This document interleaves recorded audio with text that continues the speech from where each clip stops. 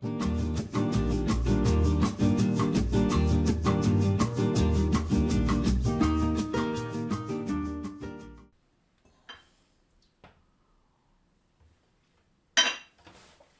all, I'm going to take you through a succinct video insight taken from a webinar that we've run on how to communicate more effectively. It's about 5 to 7 minutes, and I'm going to give you some of the highlights from the event itself. And I'll start off with a nice quote here from Greg Burns, who was a great motivational speaker, and he had this to say in terms of communication effectiveness.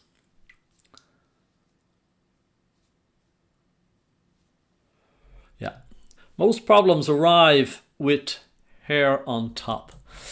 We all know the fundamentals of communication, folks, are that communication is utilizing often 3 different types, if you like, either in combination or in isolation. We got the visual, we got the auditory, and we got the kinesthetic, where we decide, oh, let me tease this out with you and let's get a sense of what's going on, and that's kinesthetic.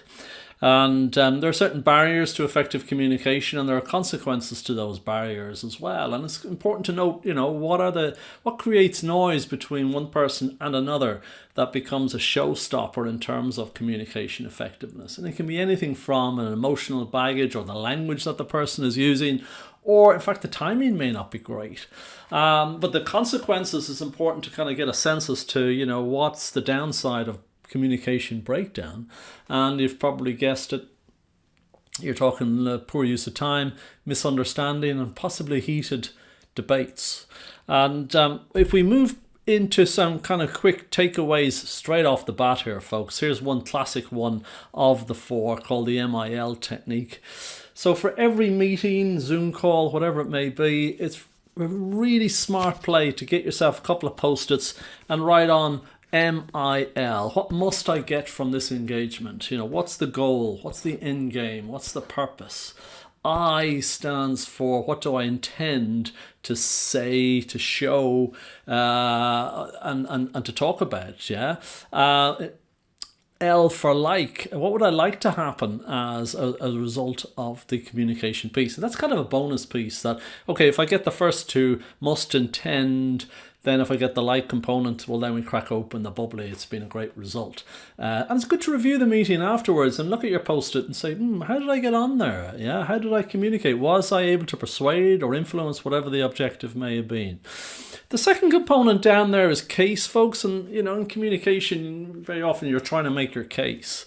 And case stands for confidence, authority, sincerity, and empathy. And some great leaders of our time were a master of all 4 of those. They were able to ensure that at the time of engagement, the confidence was higher than perhaps it could have been. And they used little techniques, and I find a great technique of helping with confidence is what I call the pi-s squared method.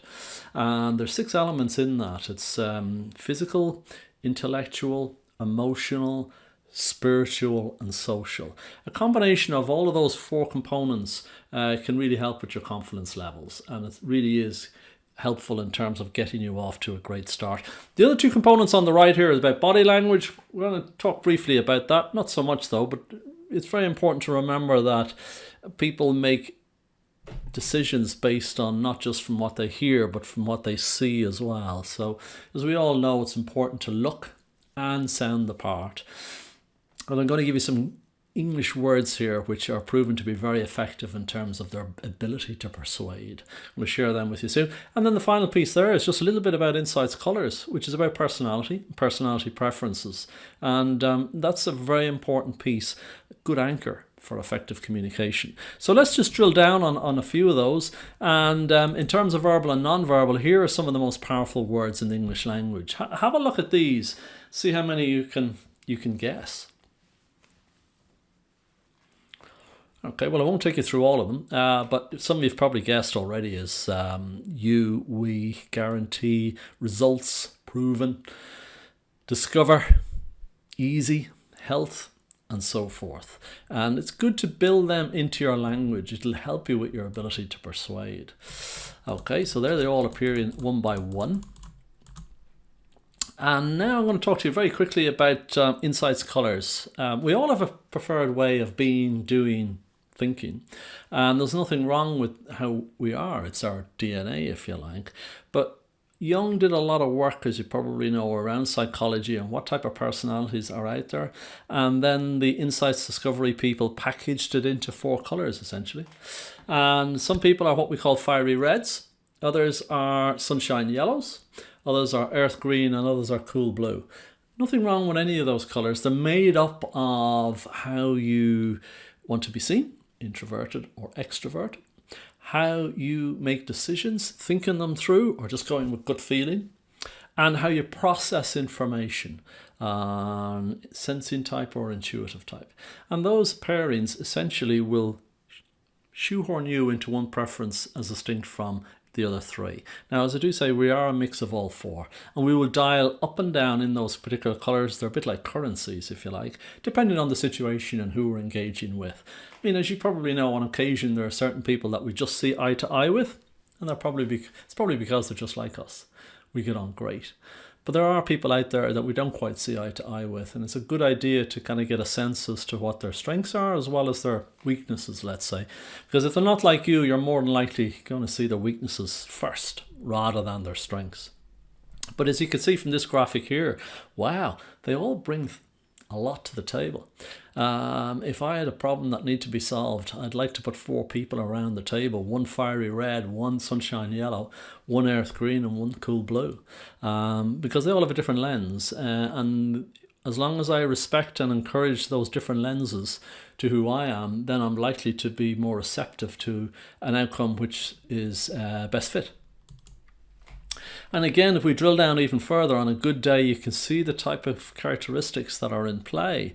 We would find a lot of entrepreneurial types, enterprising type individuals are the red zone, some great commercial teams in the yellow space, some great HR people in green, and engineers and accountants in the blue space.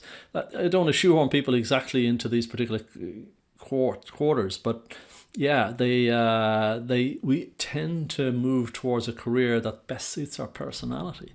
And the trick is not necessarily what you are, but how flexible and adaptable you are to people that are not just like you. So with a fiery red, if I want to get on really well and they're not like me, I need to be bright, brief, and gone. With your yellows, if I want to have good communication with a yellow, then essentially I've got to involve them and encourage them to participate in the discussion and in the debate. The greens, of course, show me you care, is very important. They're very strong on the emotional human side of things. That's why we find a lot of them in HR. And the blues, of course, is, oh my goodness, just give them all the information, give them all the facts and figures, and they'll be happy. They'll read everything, they'll study everything. It's one of their great strengths. Now, sometimes on a bad day, all these strengths can go in the opposite direction, I'm afraid. But the trick is for you to get your timing right and have a sense of what this great man had in terms of his ability to understand difference, respect and encourage the differences, but also as well to be able to work in that space and sustain it. And here is the essence of the way he used to think and act.